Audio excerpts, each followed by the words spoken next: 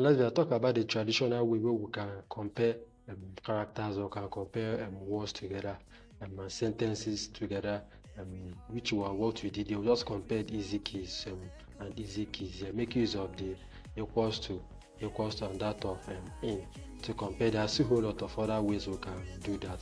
But on this, we want us to talk about this, make use of this library we have been talking about all this, which is difflib. Well, like I said, difflib is a library we can use to compare words together or sequences of data. So it can be string, list, tuple, and a whole lot of them. And before we can make use of it, we need to import it. Like I said, it's a built-in pattern library, so you don't need to install it. So how can we do that? I can say import of.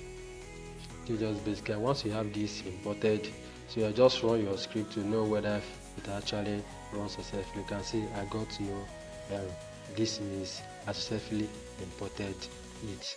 I just basically want us to look at how to import difflib. Now, in this video, I'm going to do something really or something better than what we did here. So I'll be happy to see you in the next video.